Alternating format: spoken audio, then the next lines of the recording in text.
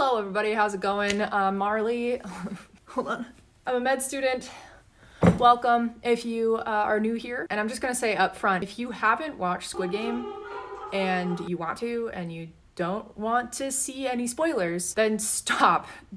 I don't know why you clicked on this video. Pause right here, go binge it. It only takes like 7-ish hours. Don't ask me how I know that. Then come back and watch this because there will be spoilers. Okay, disclaimer out of the way, let's get going. Most people know about, some of the skills, some of the stereotypes about the different types of doctors there are out there. The different specialties, right? If you don't, you're about to be introduced and I'm happy to introduce you. And if doctors from different specialties were thrown into a Squid Game, which actually isn't even that crazy of an idea, honestly, I mean, doctors are debt-ridden too. Anyway, let's be honest, some specialties would do a lot better in some of these games than others. For example, the first game, red light, green light. In this one, it's good to be quick on your feet, be able to start and stop fast without losing your cool or your balance. And this was the first game too, right? So no one actually knew what to expect, right? And players had to stay in control and not freak out when others around them started dropping like flies. Does this sound like a certain specialty? To me, this one screamed emergency medicine. Classically, the adrenaline junkies, nothing phases them, thrive under pressure, and have to be able to handle waves of patients alternated with periods of just stillness and nothing, like on a daily basis. EM docs were made for this red light, green light game. Another close second here would be, I think, trauma surgeons. For similar reasons, except trauma surgeons would see all the bullet wounds of all their buddies nearby and be tempted to jump in and help close them up or, fix them up.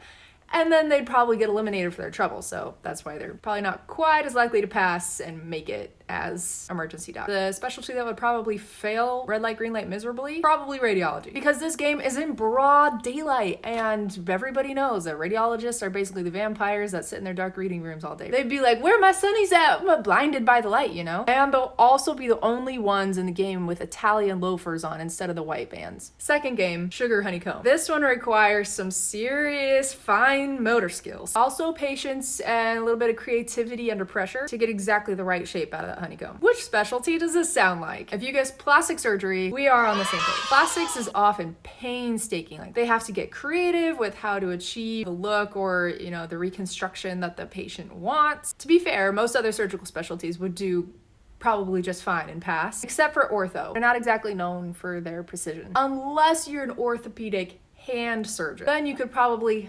handle maybe the triangle, but leave the umbrella to plastics. Third game, remember, tug of war. Speaking of ortho, I know I just completely roasted them, but not to worry, ortho bros. Tug of war was kind of made for you, mostly. Let me explain. If you watch this episode of Squid Game, then you know that tug of war isn't only about brute strength. There's some strategy and finesse to it, but raw strength is undoubtedly helpful. So I'm thinking that two specialties would need to join forces to dominate in this game. Orthopedic surgeons, known for big muscles and power tool types, can't pull this off by themselves. They need also some more cerebral types that can get into the other team's heads. Maybe you're thinking it, maybe you guessed it. Psychiatrists. Yes, they are real doctors, and what they lack in muscles, they make up for in brain power. Kind of an unlikely pair, but I really think that an ortho plus psych tag team would be unstoppable in tug of war. Which specialty would get pulled over the edge almost immediately in tug of war? Sorry, pediatrics, all the suckers and stickers in the world can't save you here. Fourth game, remember, it was marbles. Now in this one, this was intense. You're dealing with death up close and personal. This gave off oncology and palliative care specialist vibes. I think they would be the most mentally prepared for this game, which in my opinion was the biggest tearjerker of the entire show. So oncologists, cancer doctors, right? And palliative care, like death and dying, if you're terminally ill, you go to see a palliative care specialist, right? Those people. They'd be able to stay totally calm and zen, light some candles, have some deep conversations about life and mortality, and lull you into this false sense of security so convincingly that you just hand over your marbles and welcome your own elimination. Not a bad way to go, really. Now that I think about it a little more though, I really think psychiatrists would do super well at this game too. They deal with people losing their marbles all the time. Next game, number 5,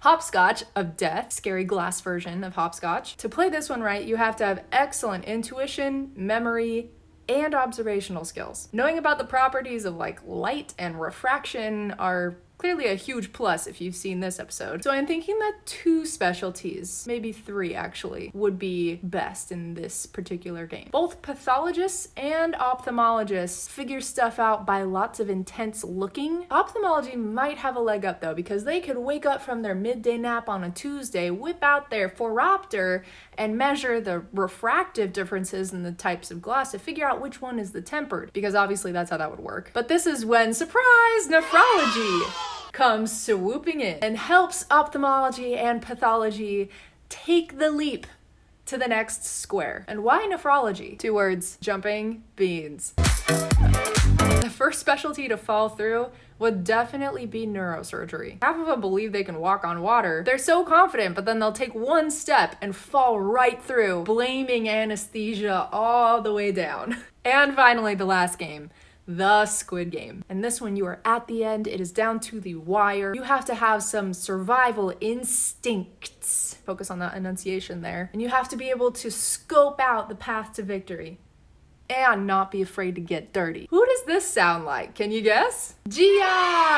Countless colonoscopies, dealing with feces and unmentionables. Plus they have plenty of manual dexterity and all kinds of tricks up their sleeves. Gastrointestinal doctors are well prepared for the final Squid Game. So in general, looking at all the different things that go on, even in between all the games, one group of doctor types that I think would fare slightly better because they don't sleep as much, stereotypically, or don't get as much sleep, are the surgical specialties. Because remember, like in the middle, it got like really kind of sketchy with the nighttime raids going on, and like, how are you supposed to sleep during that? Yeah.